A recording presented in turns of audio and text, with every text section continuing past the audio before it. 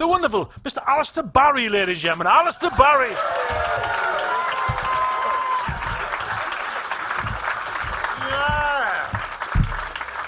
Yes, Mickey Hutton. There we have worked all over the world. We did shows last year. We did shows in India. I've never been to India before.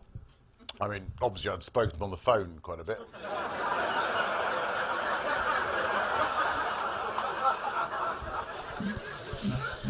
Seemed quicker just to fly to Mumbai, find out why I was still on hold, to be honest.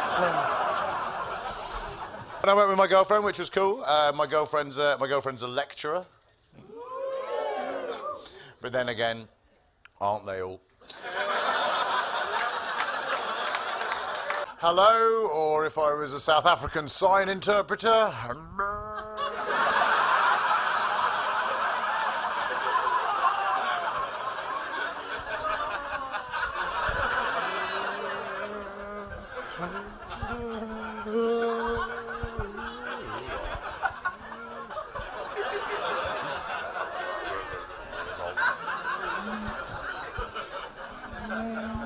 What the fuck was going on there?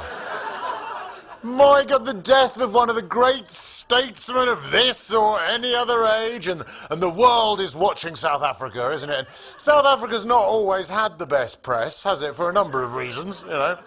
You know, most of the last century, people were looking at South Africa going, guys, apartheid, bit fucking out of order.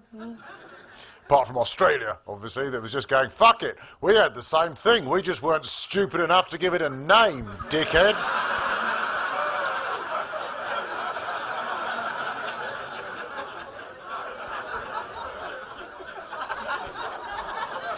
So South Africa's there going, the world's watching, what should we do? Should we talk in this funny accent? Sounds like an Australian threatening you in Welsh. Let's do that, okay.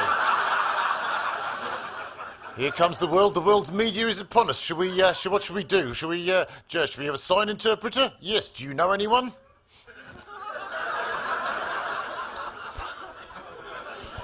Well, I've got a mate. Really? Does he know sign language? He says he does. Oh, he's good, yeah. How unlucky was this? They got a schizophrenic sign interpreter, and neither of them knew sign language. This thing about British men have to rip their clothes off as soon as the weather turns a little bit nice, because they're convinced that what British women have been missing for the last 11 and a half months is the sight of men wandering around with bodies like unbaked bread. What do you think of this, ladies? Oh, yeah. It's like blue cheese. It's white but veiny.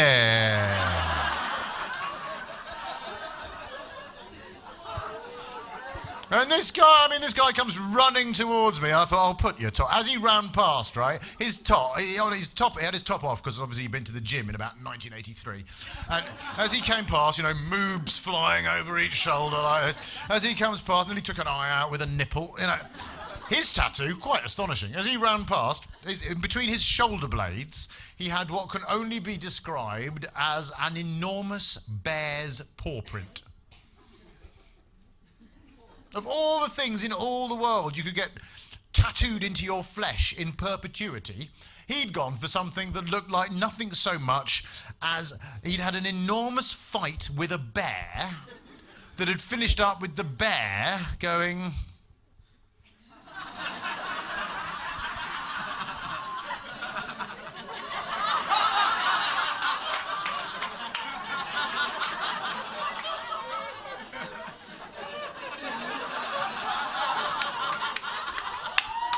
You might want to draw around that later. Show them who's been sleeping in your bed. We have had one summer in Britain. We have only one. Only one. What year was that? See, straight away, man down the front row, arms folded, hasn't wanted to come to comedy, doesn't want his body language to show that he's enjoying himself, just goes, oh, but shit summers, well, yeah, one good summer, I can remember that, 1976, yes, I'm still wearing a jumper.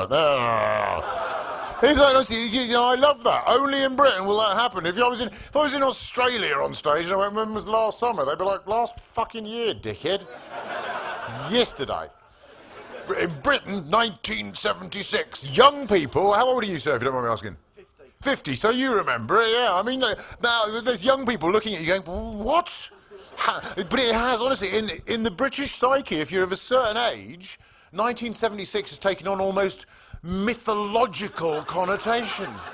There are grandchildren sitting on grandparents' knees going, what happened in 1976? It was like Mordor. The earth was on fire. It was so hot, Ethiopia put on a concert for us.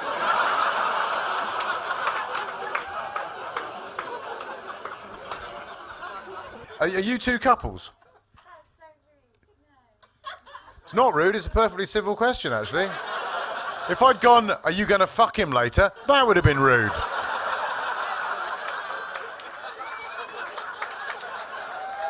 And now you shut up, yeah, because you're not sure. You're so drunk you think you're going to have a threesome because you can see two of him. Okay, fair enough.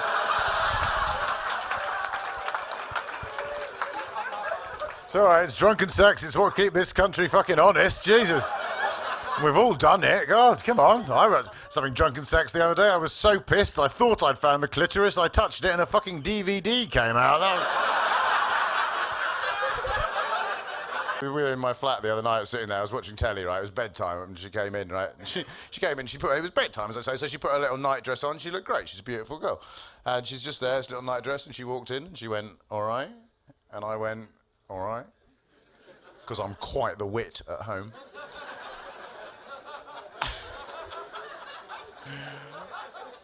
And she went, are you looking at my arse? And I went, yes, I am. And she went, well, I'm going to take it to bed.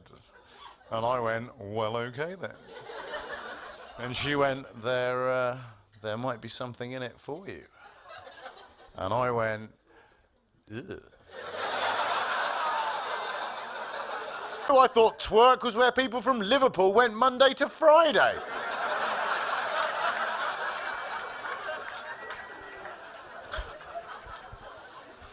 That's a silly joke, I know. Scousers with jobs.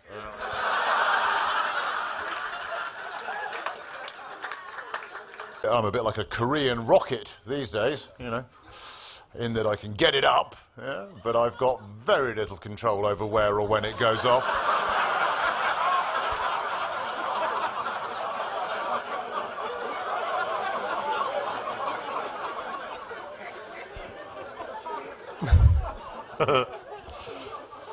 I say rocket. Yeah. That presupposes some form of propulsion, doesn't it? That's a sadly distant memory now. Used to be flying out like a champagne cork, not anymore. Now it's more like, you know... What, are you commenting on that? Hold it back. I'm not about to come right now. Or are you just really happy that you're sitting next to a girl so far above your average you're talking to yourself and you said it out loud?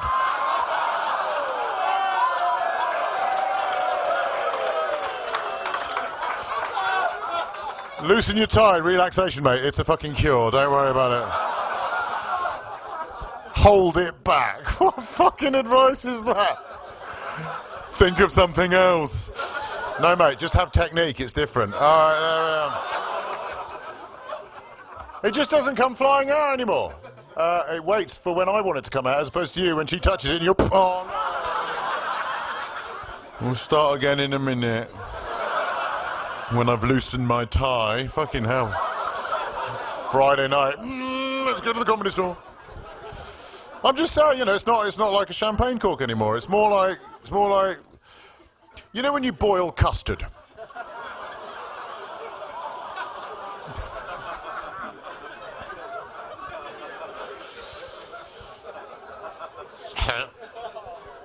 I mean, I couldn't do porn. I mean, I don't think I could have done porn anyway, but porn is everywhere at the moment. It surrounds us, doesn't it? And, you know, weird thing is, when you talk about porn on stage, the room goes like this, which I find very amusing. Because, you know, we've been having a nice time, we've all been there, and some people have been fucking talking, shut the fuck up, and then... But basically, we're having a nice time, and then I mention porn, and everyone in the room suddenly becomes an individual island going, I have a relationship with porn, and I don't wish to discuss it with anyone else in the room. Someone's watching it, okay? At least 95% of the men in this room have at some point accidentally stuck their laptops together, all right? And a lot of women use it as well, 70% I reckon, about 30% of women don't use it, and you know what, I can kind of go with you, because it's horribly misogynistic, isn't it? I mean, every time you watch porn, there's always women apparently love it if you come on their faces. Oh, I love it. Do you know what? And listen, you might learn something. In my 42 years on the planet, I've learned that generally speaking, they don't particularly want you to come on their faces. And I can't say I fucking blame them. Do you know what I'd like right now? An orgasm? God, no, I wouldn't trust you with something important like that, no. I'd like you to come on my face, you know, and I'm 42 now. Even if I did meet that girl, she would, I want you to come on my face, I'd be like, well, I can drip on you.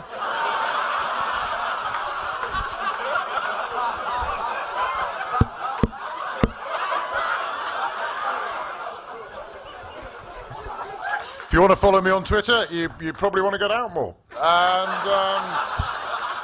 My name's Alistair Barrie. I'll see you again. Good night.